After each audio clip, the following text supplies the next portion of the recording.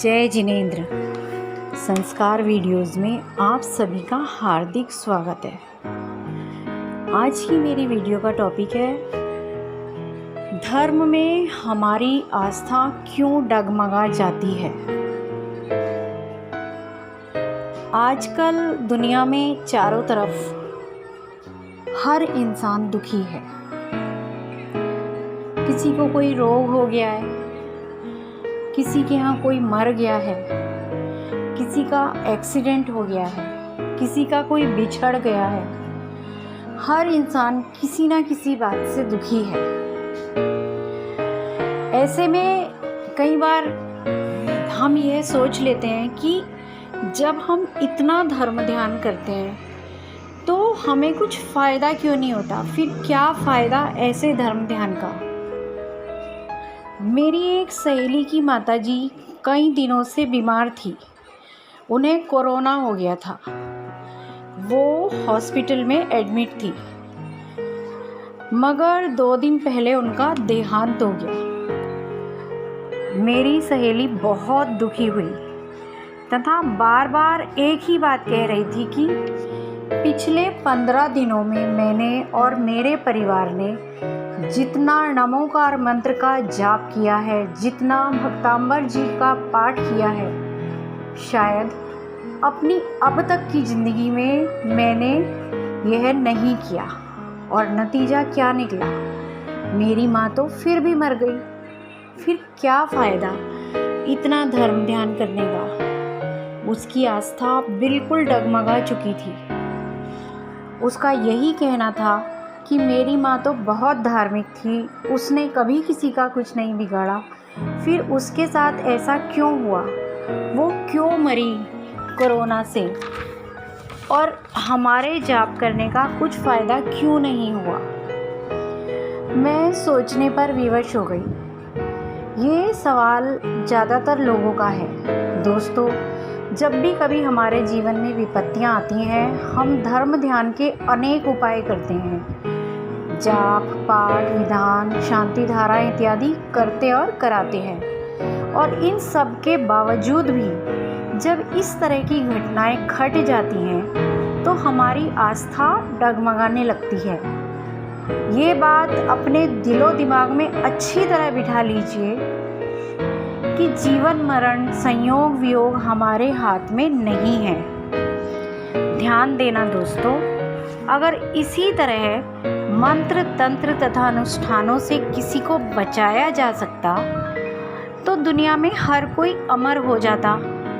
मृत्यु से किसी इंसान को भगवान भी नहीं बचा सकते। अगर उसका योग बन रहा है तो इस संयोग को भी स्वीकार करना चाहिए दोस्तों। अब प्रश्न उठता है कि फिर हम ये जाप अनुष्ठान वगैरह क्यों करें। इसके जवाब में यह भी कहा जा सकता है कि जब कोई व्यक्ति बीमार पड़ता है तो उनकी चिकित्सा क्यों कराई जाती है। क्या इलाज कराने से हर बार सब ठीक हो ही जाता है? नहीं होता ना दोस्तों। डॉक्टर भी कभी कभी कह देता है, अब तो सब भगवान पर छोड़ दो, उन्हीं का नाम लो, दुआ करो। जब लोग बड़े बड़े डॉक्टरों के पास जाकर भी ठीक नहीं हो पाते तो क्या हम अपना इलाज कराना बंद कर देते हैं? नहीं करते ना दोस्तों।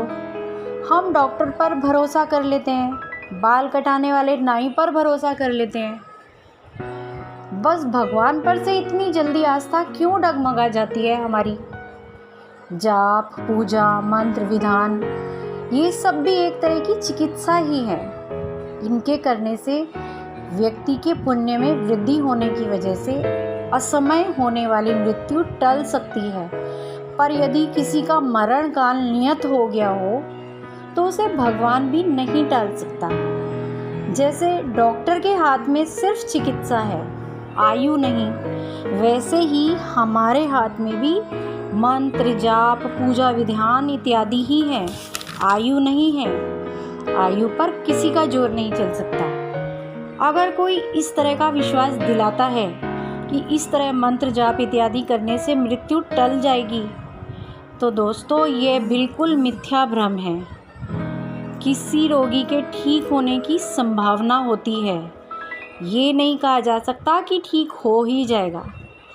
इसलिए जब कभी भी विपत्ति संकट आए, कोई बीमार हो या मृत्युशैया पर हो, तो पूजा पाठ जाप इत्यादि करें, वो बंद ना करें, क्योंकि उससे पॉजिटिव वाइब्रेशंस निकलती हैं जो रोगी को आराम ही पहुंचाती हैं, आपके पुण्य में वृद्धि करती हैं। कभी कभी पाप का बंध इतना ज़्यादा गहरा होता है कि पुण्य कम पड़ जाता है। जरा सोचो, इतना मंत्र जाप करने के बाद भी नहीं हम अपने रोगी को बचा पाते, तो नहीं करेंगे तो कितनी दुर्गति होगी। और कभी कभी विपत्तियां टल भी जाती हैं। अपनी अपनी सच्ची श्रद्धा की बात है, आपकी भी तो सच्ची भक्ति होनी चाहिए। जब तक सांस बाकी है दोस्तों, आस भी बाकी रहनी चाहिए। जब तक सामर्थ्य होता है तब तक प्रयास भी करना चाहिए। आपके जाप करने का ये फ़ायदा हुआ कि जितनी देर पूजा जाप इत्यादि की, उतनी देर हमें ज़्यादा चिंता तथा आकुलता से मुक्ति मिली रही और हमारे पुण्य का भी संचय हुआ। आपकी जाप से हो सकता है रोगी की जान नहीं बची, मगर उसकी वेदना कम हो गई हो। संचय किया गया जैसे पाप उदय में आता है, वैसे ही पुण्य भी उदय में आकर फल देता ही है। यदि कोई व्यक्ति किसी गंभीर बीमारी से ग्रसित हो तथा मरने की स्थिति में हो, तो भी अपने धार्मिक कार्यों को जरूर करो। वो कभी निरर्थक नहीं होते दोस्तों। कुछ नहीं करोगे तो कुछ मिलेगा ही नहीं, मगर कुछ करोगे तो कुछ ना कुछ जरूर मिलेगा। जाने वाले तो चले गए, अब वो लौटकर नहीं आएंगे, मगर अपनी श्रद्धा आस्था को आप मत डगमगाने दीजिए, बल्कि ऐसी घटनाओं से सीख लीजिए और ये श्रद्धान बनाइए कि हर जीव का जीवन मरण अपने अपने संयोगों के अनुरूप होता है। इन सब आपत्ति विपत्तियों के बीच सिर्फ ये धर्म ही हमें स्थिर रखता है, दुर्गति से बचाता है। दोस्तों, आशा है आपको मेरा वीडियो अच्छा लगा होगा। अगर अच्छा लगा हो तो लाइक शेयर एंड सब्सक्राइब जरूर कीजिएगा। जय जिनेंद्र दोस्तों, धन्यवाद।